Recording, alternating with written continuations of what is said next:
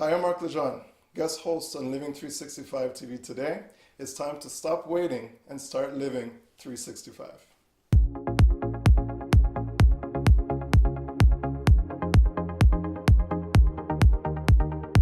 Hi, I'm Alyssa Mahadeo, guest host on Living 365 TV today. It's time to stop waiting and start living 365.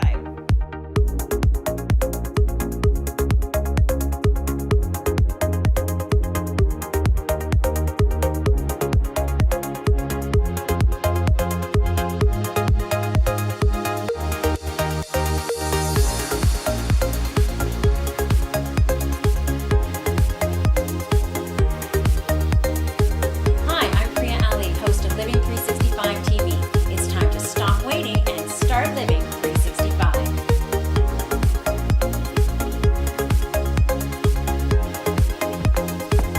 Welcome to Living 365 TV. I'm your host, Priya. This show is designed to bring you real experts, real tools for real people like you who are ready to stop waiting and start living 365. Staying motivated, how do we do it? Well, we're going to talk about that today, and I've brought two of the finest motivators I know into the room with me. We have today radio meeting TV. So you get to finally see the beautiful faces behind the Mark and Alyssa show. I have with me Mark Legendre, radio personality and DJ, CEO of MK Photography. Welcome, Mark. Thank you very much. Thank you for having me. Thank you for having me. Oh, yeah. Sound like Elvis there for a minute. And we have Alyssa Mahadeo, reporter and radio personality for Toronto Caribbean. Alyssa, welcome. Thank you. Glad to be here. I'm so happy to have you guys. Now, one of the reasons I asked the two of you to appear on the show is because you do a daily show Monday through Friday Yes. in the mornings, 2 hours long, Yeah. and you guys attempt to keep people motivated and moving in the morning every day. So what I wanted to have you help share with the viewers is, how do you do that? How do you stay focused and motivated and help other people do the same? The main thing is staying focused, is that when you wake up, you have to have a goal in place. So you have to know that by the end of the day, I want to reach to this certain point. So you can even plan ahead of time as well, and just have certain things in place to get you through the day. Okay. Yeah. Well, so what do you do? What is your focus on? The focus for me is to is to stay on top of everything. Try not to procrastinate and leave things till the very last minute. Okay. Just try and get ahead as much as I can, and Right. stay focused and never give up at the Okay. task at hand. Very good. Alyssa? The main thing about our show, because it's so early in the morning too, I mean, it's not really that early. I mean, we start at 9. Yeah. But at that point, people are already at work, and some of them are still they're already falling asleep at their keyboards. You're like, this is too early, can't deal with it. So with us, we kind of have to create that lively vibe, in the morning, and we have to get people up and going, and we have to be that way as well. Otherwise, we can't help motivate other people, right? Yeah, exactly. So what we do in the morning is we kind of feed off each other's energy, Yeah. and anybody else who's in the room, the music gets us going in the morning as well. And we stay motivated every day to come in and do the show because we want to be there. We enjoy doing this, and we love what we do. Yeah, and I think that really helps with staying motivated, because I think motivation and inspiration are two different things, right? And I think sometimes when you're inspired, you will be motivated. So Right. you almost have to get inspired first. What do you think about that? Yeah, you do have to be inspired first. You have to love what you do. That's the main thing. If you know, if you know that you have something that you really love, just keep working hard at it. Yeah. Keep working. The main motivation is to just to keep moving forward step by step.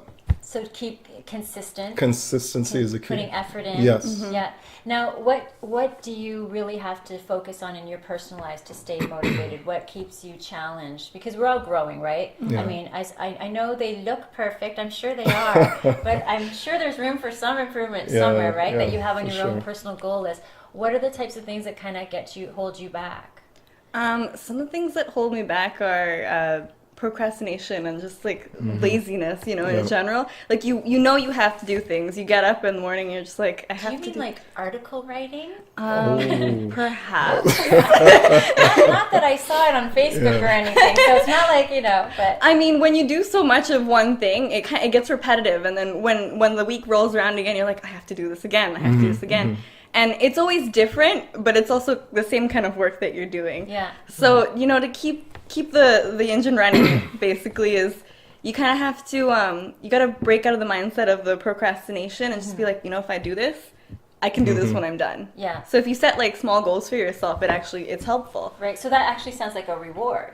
So do you actually set rewards for yourself in that capacity in your mindset? Like if I do this, then I get to do this.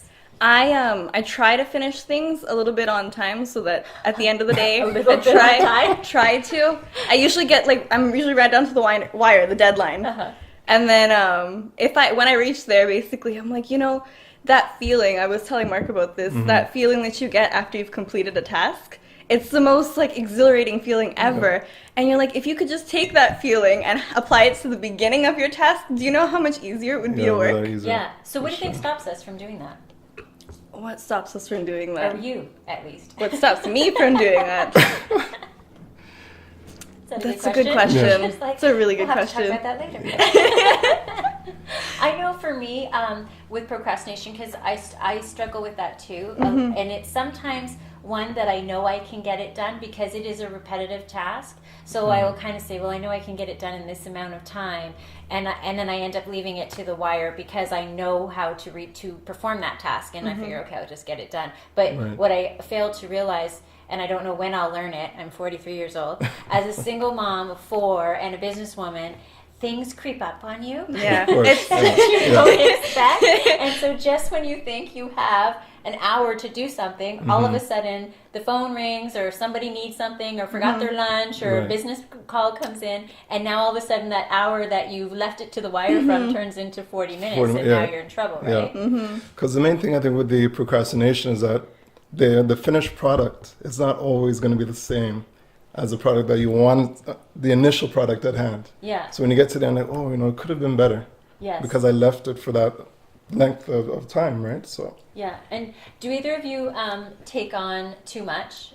I take on too much, like regularly, on a day-to-day basis. Yeah, I do, because I have 2 daughters as well. Yeah. And looking after them and then looking after the work that I have to do, it's kind of overwhelming. Yeah. But you learn to work around that.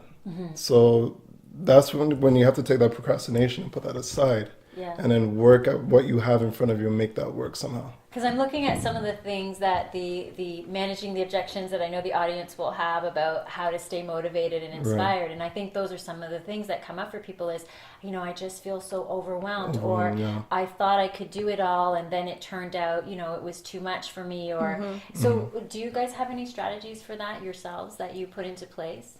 Sometimes I find that if I have too much work to do, I'll have to, you know, take some work off myself and give it to someone else to do. That's what ends up happening. That's a good point. Yeah, so sometimes I'll be like, okay, this is what I can do, this is what I can actually get done.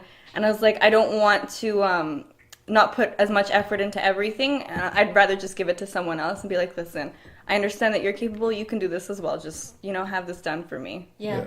Did that take a bit of time to get to that point? Did you ever resist that and wanted to still do it all your own? Yes, because I always feel like only I can do a certain thing, and I don't like to give anybody. If I'm like, I want it done a certain way, and I know how I should have it done, so I was just like, no, it's okay, I'll do it. Don't worry about it, you know, and kind of just brush it under the rug. But then I end up with so much work all at once. Yeah, and have you noticed a change since you've been doing, you know, exercising and practicing that?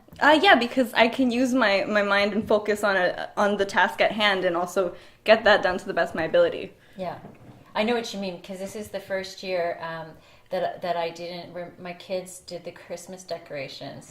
I was actually, and they had surprised me, which was nice. And I would never normally let that happen, but then I was like, oh, okay, well. So sometimes I find with things like that, for like asking for help, that we feel like other people can't do it the way, as you just said, can't do it the way we do it. Yeah. But if you don't give people a chance, then they're not going to. Did you ever notice that in your home life as well? Yeah, because I'm basically the same way. Like I always have a certain structure. There's a way that I follow things, and then my wife as well, she has her way. Yeah. So then you butt heads here and there, right? Yeah. But then you know that the finished product is going to be how you want it to be. Yeah. Right. Exactly. So and then do you ever find that what causes you to lose motivation though? When you give up. When you give up. Have you ever given up? Not 100%. There's times where you feel like you want to, Yeah. but you can't put yourself in that position to give up. A lot of people do, Yeah. but you shouldn't look at yourself as like, you know what, I can't do it, or I'll get it done later. So the main thing for me is like not to give up. But yeah, I've had that thought process before. Yeah. Yeah. I know I've had you look like you've had it. I find that you end up in that type of situation when the situation becomes hopeless. Basically, whatever you're doing becomes, you're like, oh my god, I can't do this. Or you've tried to do it, tried to complete the task, and then something has gone wrong. You've met dead ends every step of the way, and you're just like, I can't do this anymore. I don't want. And you just give up. You basically want to throw it out the window at that point. Yeah. So I find that that's when you end up losing motivation, and at that point, you know in your mind that it could get done because you are capable. You've done it before. There's something, and in the end, everything happens to work itself out, which is the beauty of just, I think, life in general. Yeah, It ends up working itself out, and you put stress, and then you kind of get emotionally invested in it, and you're just like, okay, let me take a step back for 2 minutes and get back into it. And you see, and it's like a breeze. It really does work that way. I find is that because when you're in the heat of an emotion, I think emotion leads you to give up because you get in that emotion of frustration, or you're feeling like you don't have it yet, and then that spirals. So if you stay in that emotion too long, you'll go down that lane, and get on that train, and then it leaves the station, and you're gone. in trouble. Yeah. Because in regards to that, you have to find a way to ask for help as well. Like, even if you think you can't do it on your own, there's always a support system. Yeah. You have your family, you have your friends, your siblings. If you ask for help, someone's bound to lend a hand somewhere or another, right? So. Definitely. And I think that's one of those things is being able to stay on track, because recognizing that you never know when you go to give up, you never know if it's that next minute or that next try or that next sales call or that whatever it might be that you're striving for. Is if you give up, you never know that it's just not within reach, but you gave up too soon. Too soon. That alone motivates me, because that would really upset me. Yeah, You found it's like, just waited just that little bit longer, or I hung in just a little bit longer, I would have been able to achieve that. What about practicing? Because I find that, is there anything that you've had to really practice at in order to become, more skilled at something or more successful with it? I would say like just trying to gain more knowledge. I would say like read more books, like look online, try and research more on YouTube. Like the internet's a highway of information, so you can use anything and everything on there as well to adapt to your daily living. Yeah. So. Now, you're a photographer as well. Yeah. So like just learning new things and gaining more experience. Have you ever been frustrated with something that you've done in the photography industry? Yeah, like I really have an eye for certain positions, certain lightings, things along those lines. Now, if I don't catch it the right way that I wanted it, what happens is you lose that opportunity. And when you lose that opportunity, you can never get that back again. Yeah. Right? Like I've done a few weddings. So with the weddings, if you're not on point at that time, you miss a shot and you lose out, and I get really frustrated. Okay. Yeah. So what do you do to address that? Like, are you just constantly just shoot? Yeah. So what you have to do while you're in that moment is catch as many shots as you can, and then you can go back and look at what you have, not what you don't have. So you look at what you have right in front of you. And I ask you for that analogy and that example because I think it's a great analogy, is that with people is just keep going. Yes. Just keep going, because if you don't, like I said, you could miss that one shot, that you never know which is going to be the right one. But when you stop to worry and think about it and be like, scratch your head, is the light right? You've probably missed 6 shots in that time. So people tend to stop sometimes. Yeah. I end up doing that a lot with when I'm writing articles, actually. If I start an article, I'll have like 2 sentences down and then I stop. The minute I stop, I lose the momentum that I've gained from starting the project, essentially. And the minute I sit down and I continue writing, the words kind of just come naturally. The minute I overthink it, I'm there for hours just contemplating and trying to figure out, I'm like, what do I want to say? Why doesn't this sound right? You know, kind of thing. But the words flow naturally if you just let it happen. Yeah, so just keep moving. I think momentum is really big with motivation, staying inspired, and keeping consistent. It's really what I've seen in my practice. It's all about momentum, because if you keep things going in a forward momentum, it picks up more momentum, and Exactly. you're more And you keep you're rolling. further ahead. But the minute you do the You stop. You lose your momentum. You lose everything. You gotta start again. Start swinging the pendulum all over again before it starts to go. Good. Yeah. So you know what I'm going to Yes. dance.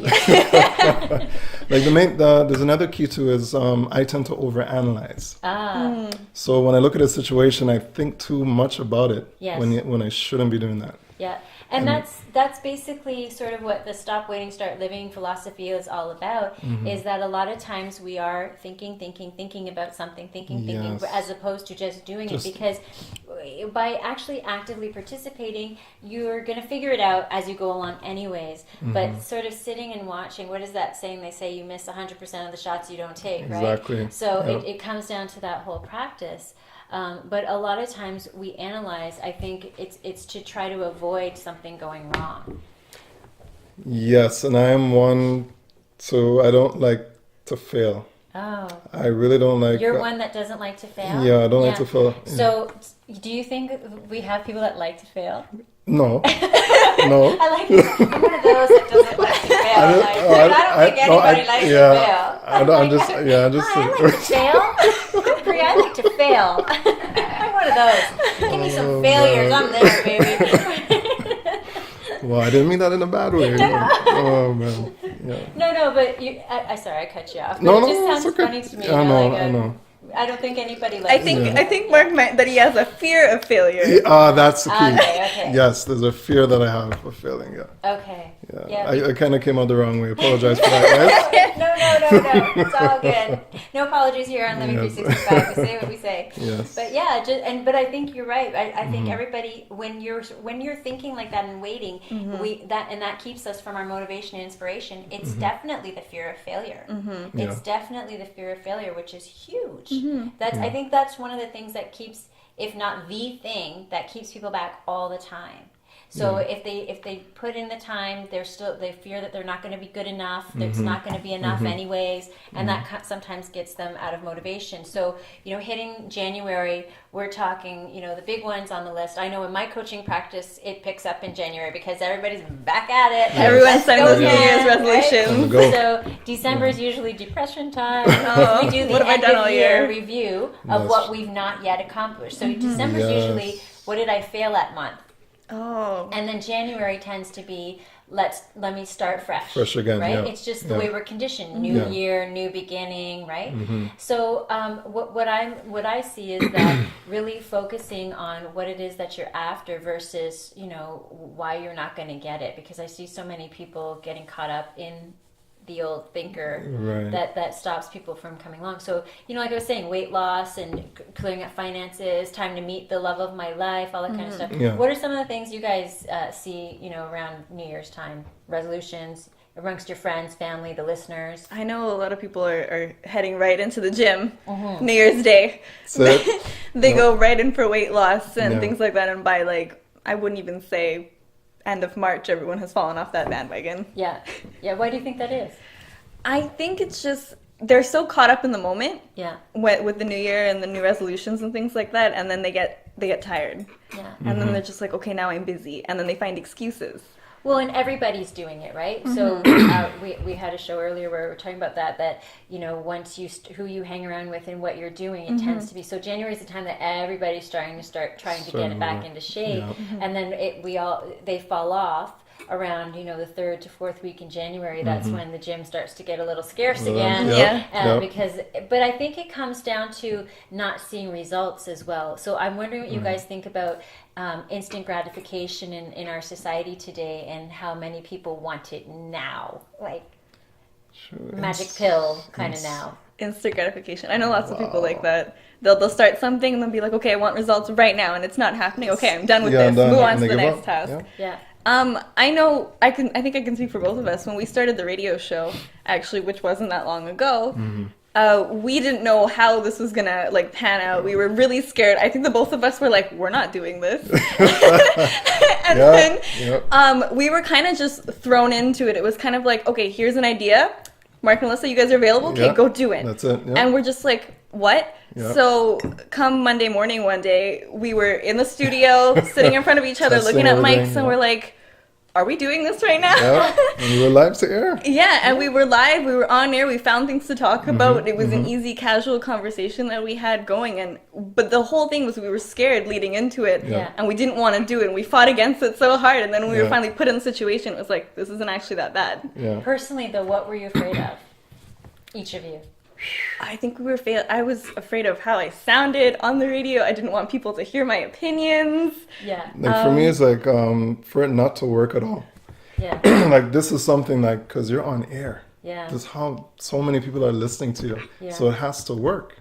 So we're like, is this really gonna work at this time, like right now? And then it's true. I think anytime you're in any capacity, whatever it is, any task or thing that you're trying, you feel that putting yourself out there feeling. You know, and everything you do is like, well, what are people going to think of me? How is it going to go over? And it comes back down to, am I going to be good enough? Are we going to be good enough for this?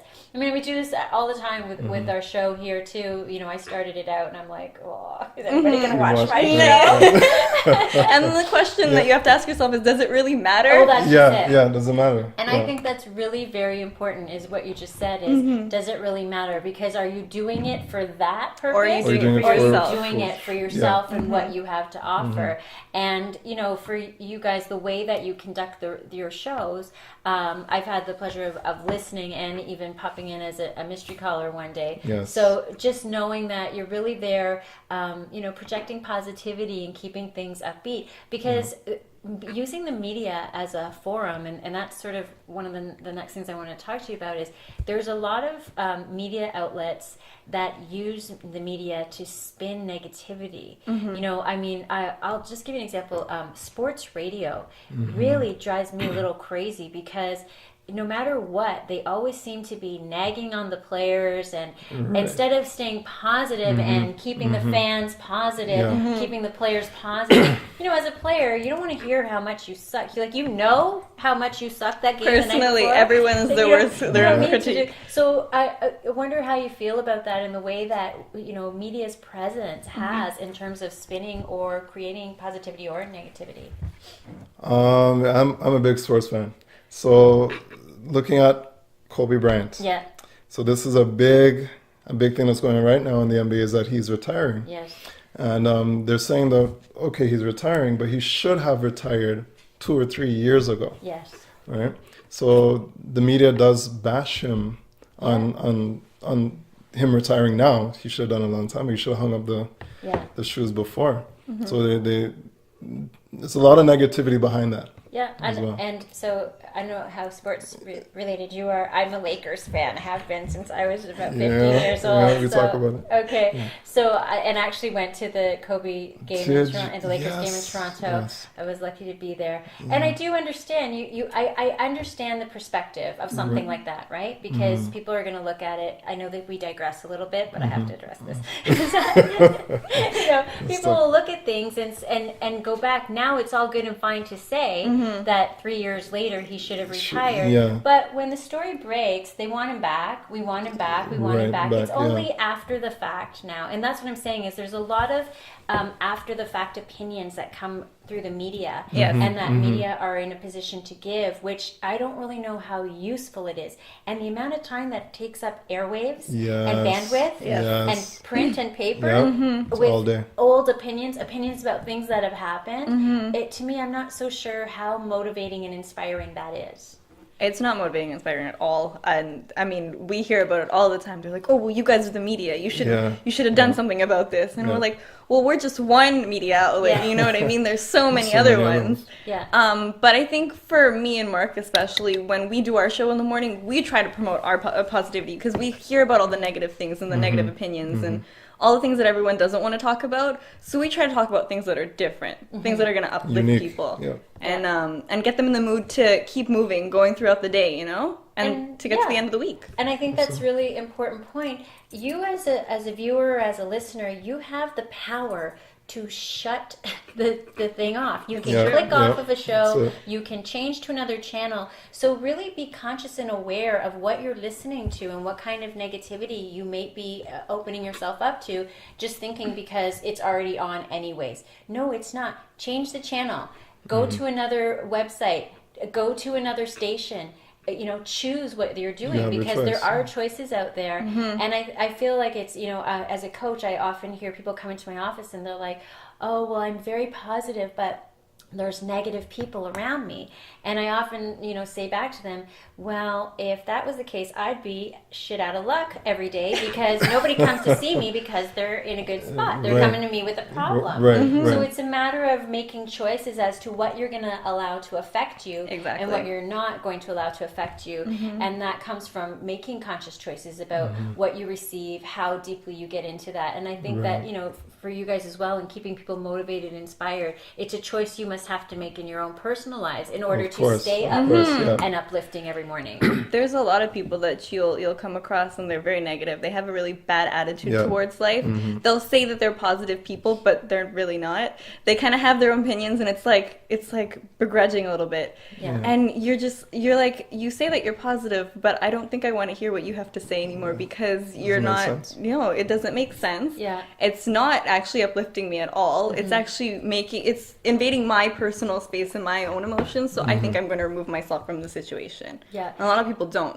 And bringing it back a bit about what you guys do in the show is also with the music, and music is highly important in keeping people motivated and inspired. I don't know that people really realize how impactful music is. It's a frequency that can totally lift your energy up, or it can zap it down. It's true. And it's programming. It's, I'm a hypnotherapist. It's a form of hypnotherapy, because you listen to something over and over and over again. Eventually, it's in your subconscious, and you don't even, how do you know the words to those? How many songs do we know the words to, right? Ask you to remember your formulas from calculus. Nobody don't remember that. No, the words, but the lyrics, they stuck with you, right? So it's really recognizing that, using the power of music, which is really important. And I love, obviously, being that my family has a Caribbean background, I love that music, but it is very uplifting. It gets you in a good mood. You want to dance. When I get in a funk, I just put my soca on, and it's like, you're like dance around the house. You're mad, and your hip starts going like this, and you're kind of like, oh, okay. Before you know it, you're like, all right, let's get it. Now I'm in a good mood again, I'm ready to go. Right? But the science behind that is it changes your physiology. So it's got music helps keep you get moving. So one of those tips that we have for those of you that need that little inspiration and motivation in the morning is get your body moving. Right? Put together a playlist of good vibes. Something that's going to get you up and moving in the morning, so that you can, when you get into work, you're not that person who's like, oh, it's only Wednesday. Like even in the car, like put in a CD or put on the Bluetooth or whatever, and just play something nice that's gonna wake you up. It's gonna make you feel good. It's gonna put a smile on your face. That's the main thing. Because when we're doing a show in the morning and I'm playing the music, I'm dancing all over the place. He's dancing and I'm singing everywhere, and she's singing. And just like Priya, I'm just And I think that's important. If it makes you feel amazing. Right? And what happens is that the aura that you have, it shows on other people that surround you. It's very true, and by choosing what you do in that capacity, like when I'm on the phone, it's just a habit now. I'm always smiling when I'm on the phone. And your tone changes, your voice changes. So, when you're trying to inspire yourself, imagine how you feel when somebody's got a smiling face. If you were to have your own smiling face, it's going to change you directly, right? So these are some of the other things. Now, you do motivational Mondays. Is that what it's called? We do motivational Mondays every Monday morning. Now, tell us a little bit about why you decided to create that. We decided to do motivational Mondays. Well, originally, because it was a thing, I know people would talk about it. It was a trending thing at one point where people would wake up every Monday morning and be like, it's Motivational Mondays. So it was like, we should translate this into our show a little bit. And it is Monday. People have just had a long weekend or a weekend in general, and now they're coming in Monday. What do they want to hear? So I was just like, we need to uplift people. We need to let people know this is what they should do on a Monday. This is what they need to listen to. And we actually share positive quotes and things so that they can, hear it and maybe implement it. Maybe the words will, stay in their subconscious and they'll carry with it throughout the week. Yeah, absolutely. Because sometimes we do have callers that call in as well. And we try to get motivational people to call in and shed some light of how they feel and what they could put out to our audience as well. So the main thing is like keeping it very positive, and the motivational, we just came up with that just out of the blue. Yeah. We're like, motivational Mondays, you're starting fresh, it's a new week, and it builds you up to Tuesday, Wednesday. It just builds your week. Yeah, because what we try a lot to of people, again, talking about staying motivated and inspired, a lot of people go through that Sunday night anxiety, because they've got to start the week again. Yep. And one of those things, I would recommend, and I'm imagining you would too, is to really start to address that and be prepared and get in a different mindset of looking forward to it. Right? Of course. Because it used to be, I hate Mondays. Everyone has that same problem with Mondays. I find Monday sets the tone for the rest of the week. So if you have a terrible Monday, then you're going to have an even worse Tuesday. Wednesday, you're just going to struggle through. By the time Thursday reaches, I don't know if you're making it to Friday, Exactly. And so you kind of drag your way through the week. But if you start on a positive note on Monday, the rest of the week isn't that hard to, and then by the time you get to Friday, you're like, wow, it's already Friday. I get another weekend, Exactly. And I think too, on a deeper note, if you hate Monday every week, you might want to check out what you're doing Monday through Friday, because you know what I mean? I never look at it from that perspective in the sense that, oh gosh, it's Monday. I mean, sometimes for me, because it's busier, and I got the kids back to school, whereas you get that 2-day little break, no lunches, no worrying about homework, it's like the morning, which is nice. But for otherwise, to me, it doesn't matter what it ends in, what day it ends in. It's just, I enjoy what I do. So I feel like for some of those people that are struggling with things, and as far as motivation and inspiration goes, if you feel like you have a lot of resistance to something, you might want to reevaluate your choice of what you're doing, because it might not be the right thing for you. Because I don't know how many people really need to be motivated and inspired to do things they love. This is true. Very true. Yeah. Like what's your favorite thing to do? My favorite thing to do is to read. To read. I love to read. Yes. I will spend so many hours reading. Right. And I don't need anyone to tell me to go and read a book. You don't need to be inspired or motivated, right? Yeah. Now, how about you? For me, it's spending time with my kids. Okay, and so we don't have to motivate you. Not really. Because spending time with the kids and like teaching them the values of life, that's what I love doing with them. Okay. Is inspiring them as well. Oh, wow. And because they come to me and they go, Daddy, how was your day? And I try to explain to them my day was so-so. And they want to know they want to know how that can change. So I sit down with my older one and then we talk about it. Pretty good. Yeah. How old are your kids? My oldest one is 10 and the youngest one is 4. 10 and 4. 10 and 4, yeah. Wow. So the 4-year-old is very inquisitive. So she asks a lot of questions. Yes. So I just try to explain to her, like, how you're supposed to go through school, how you're supposed to talk to your teachers, stuff like that. So just try to keep them motivated and inspired. But again, so it's not something that you have to get inspired or motivated to. When you love to do something, you just love to do it. Do you find that too? Yeah, like I love playing basketball. That's one of my all-time favorite things to do. Okay, there we go. And playing music, DJing, and photography. Those 3 things are the top things on my list. Right, and nobody ever has to encourage you, ask you, push you, be like, come on, you should go play some basketball. No, it's like self-motivating for me. Yeah. So that's just reaffirming that when you actually love doing something, you really don't need any motivation or inspiration, and therefore a lot of these things that we maybe do need to be inspired to do or motivated, we maybe need to revisit some of our choices. People will likely say, well, look, I gotta work. That's a lot. But you know what? There are many ways to find look at you love photography, you're a photographer, right? And that's one of the things I teach my kids, when we're talking about, I have a daughter who's approaching university next year, oh my god, but anyway, and it's like find what you love to do and then find a way to get paid for it. Find a way to earn a living with it. Right. That's sort of my advice. Or that's what I did. That's really, is that what you did? I remember when I was looking to get into university and things and going to apply, my parents kind of had this thing where they wanted me to go into to be a doctor, you know, go into a medical field or something like that, something that was going to make me a lot of money. And I looked at it, I'm like, I'm not good at this stuff. Yeah. I don't enjoy these kinds of things. And at that time I was in media club, I was on yearbook, I did the newspaper, and I was like, I really like doing those things. I like to create things. I like to design. And so I was like, maybe I should go and do this in university. And I kind of presented the idea, and they were like, you're going to do that? Yeah. And I'm like, listen, at the end of the day, I'm going to be happy doing it, so I think I'm going to go and do this. I'll be good at it, I'll get my degree, and then I'll figure it out later. Yeah. That's kind of what I ended up And that's doing. what you ended up doing. It's funny you say that because where's your family from? Trinidad. Okay, and your family's from? Trinidad. From Trinidad. Okay, my family's from Guyana. So they sometimes, because I'm not going to blanket statement, but sometimes in the West Indian community, our parents will be pushing us to more of the traditional doctor, lawyer type careers, you know, and paths of education. My parents included. So when I wanted to, back in the 80s, do travel and tourism and radio broadcasting, they were like, hell no, you're not going to make any money doing that. So but I did have the smarts and the intellect. I was good in math, so I went to accounting, and I hated it. And you know, I went through a very tumultuous time throughout throughout school and in the first few years of working, because I wasn't doing what I love.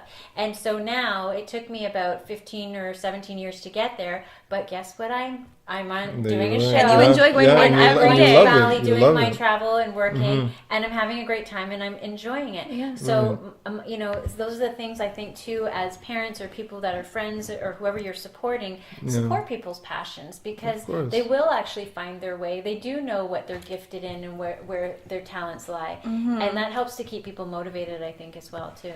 I find that if you have, if you find a vision, if you create some type of vision, some type of purpose that you want to work towards, it helps. Yeah. Because then you're like, okay, this is where I want to be. This is what's going to make me the happiest. If I do this, it'll motivate me to keep going and wanting to do it and get up every morning and, you know, be like, work is a breeze. Yeah, absolutely.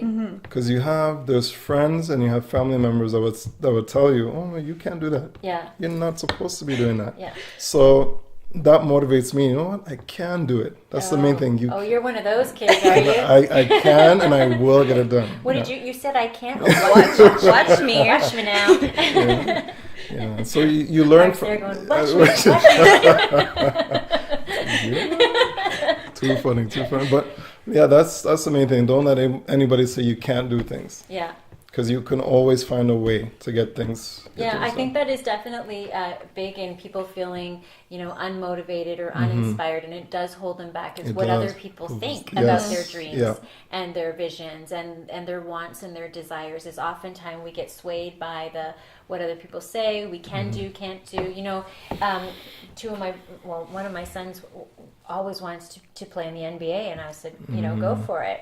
I don't know. I don't want to say no because I don't know. Maybe one day he'll reach the NBA. Yeah. So I'm like, go for it. Do what you got to do, and you know, see how it goes. But I find it's really important for us to encourage people and ourselves.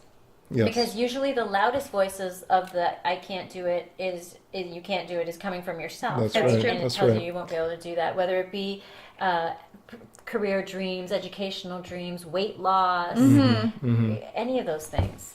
I think growing up too, I was shy as well, so I was more reserved about putting myself out there and wanting to do things, and I was like, I can't do that. I shouldn't do that. And then the more that people kind of pushed me towards it, like, go do it, try it, you know? Yeah. And when you try something new, at first you're like, oh, maybe this is gonna work, maybe it won't work. Yeah. Then when you get into it and you realize, you know, you're good at it, you kind of get motivated to do it more. You're like, oh, okay, maybe I'll get into this. Maybe I'll try something here. And you kind of dabble in a little bit of everything until you find what you want to do. Yeah, exactly. And I think that comes back to the trying, comes back to that fear of failure, because it's like, what if I don't like it, or what if I'm not good at it, or what if I, you know, or I waste time doing, or I spend money. And I think that when people actually take the chances to get out there, you learn anyways, you expand who you are, you gain experience, and I don't think there can really ever be too much bad that comes out of taking a chance, you know, or trying something or putting yourself out there. It can only teach you further and go, you know what, I really don't like that. Yeah, or there's nothing wrong with that. And at least you know, but there's that piece of wondering bring if you could ever? It's curiosity. And So you also, should feed your curiosity. yeah, that and also working outside of your comfort zone. That's one main key. Like I've always been inside the box. Always been inside the box. You're like Jack. Mark is like Jack in the box. Yeah, so there's a point where I just had to come out, right? So you think out of your comfort zone, you work out of it, and then you learn new things and you meet new people. Yeah. Like in the career that I have right now, I'm meeting so many different people that I never thought I would meet or would see. So you have to have a mindset for that, and you have to work really hard and work outside of that comfort zone. Yeah. Now, I want to touch a little bit because this is this phrase comes along. Work hard. Because I have a little bit of I like to work smart. I like to play hard. I like to have fun and get paid. So is work hard the only way? So do you guys feel like it has to be hard work? Or can we redefine hard work? Like, can we, the three of us today on this show, redefine what hard work looks like, feels like, tastes like, smells like? Can we do that and take it away that it's dedication and commitment and persistence and stability? Yeah, I'm sure we can. Like, it's not hard work if you love what you're doing. Yeah. It's not. If you really love what you're doing, it's not hard work. You have fun doing it. You enjoy it, and you're gonna want to get up every morning to do that job. Yeah. So I'm proposing that Alyssa, Mark, and I are starting a movement called the Easy Work Movement. Easy work Easy movement. work. Easy work. Hashtag. Yeah. Hashtag easy work. Easy work. Yeah, because I really think that even using that word, I'm a neurolinguistics practitioner, which means we work on the language of words and the language of language, how your brain functions, is something like when we say something's going to be hard work, We're not trying to do it. who wants to do hard work? Right. But I think if we started the old easy work movement, and like imagine if the easy bake oven was called the hard bake oven. Oh, no one's baking in that. And who wants hard bake? If you're from the West Indies, nobody wants No hard one bake. wants hard bake. No That hard is bake. funny. I like that. No, but it is true. When you tell somebody that it's hard, they're like, "Oh, but do you really want? Do I have to do it?" Yeah. Yeah. And you kind of you drag your feet when it comes to doing it. But if you tell somebody, "Don't worry, it's easy," they're like, Yeah. "Okay," Okay. and then they do it, They not think twice realizing about it it. could have been more difficult if I had right? told them it was That's hard. why they had the easy button, and that you press it after. At Staples. After. You don't go back and go, that was hard. So I'm starting the petition to the easy work movement. Easy work movement. I think we're behind you on You that. think Priya. we're behind me? Okay, we'll good. make that happen for sure. For So, sure. final word that you can leave the viewers with. For me, is to never give up on your dreams. If you have a goal, set a plan to achieve those goals, and you will get them in due time. Yeah, thank you, Alyssa. And for me, it's to smile in the face of negativity. I like that one just because a lot of people will try and bring you down. They'll tell you can't do something. Even yourself, you'll be negative about a situation that you're in. But if you put a smile on your face and you do it anyways, you'll come through in the end. Yeah, totally. Now, where can we find you and what might you have up and coming? In February, I'll be doing an event for Valentine's Day. Okay. In my studio at 55 Rutherford Road South in Brampton. That's in MK Photography Studios, and the number to reach me is 416-898-2591. Perfect. Now, what kind of event will that be? Valentine's Day photo shoot. Like a... It could be like a couple. It could, yeah. Get specific here. Like a boudoir shoot? No boudoirs yet. I haven't got into that yet. But yeah. So I'm just asking, ladies. You want to know, That's right? a real good question. Some of us are out there doing those. Because what if the So single more ladies about- want It's to come true, and do it's stuff? true. So it's for couples? It will be for couples, yes. Okay. Yes. Yeah. Couples. More specific, yes. For couples. Find somebody. Okay. Perfect. And Alyssa, how about you? Well, I'm with the Toronto Caribbean newspaper, so you can find me there all the time if you pick up a copy. And you can find me on Facebook at Alyssa Mahadeo, and I'm on Twitter as well. Okay, Alyssa great. Mahadeo. And what's the Toronto Caribbean website? It's TorontoCaribbean.com. Perfect. Thank you. Alyssa and Mark, thank you so much for joining me and for keeping people motivated Monday, Tuesday, Wednesday, Thursday, and Friday. Of Friday. course, every day of the So, week. Every day. listen in. Okay, thank you so much. Thank you. Thank you, Thank Priya. you very much. Ladies and gentlemen, we'd like to inspire you, as we said, inspire you to stay inspired. And how that can happen is by setting goals for yourself, making a decision that you're ready to make a change, and break it down. Take small steps, one step at a time. Practice every day, creating a new practice for yourself that will really help you to keep that goal in line, to keep you moving along and seeing results. It's not going to happen right away. It might happen right away, but it can take time. It can take effort. It can take easy work. So as always, loving to remind you to stop waiting and start living 365.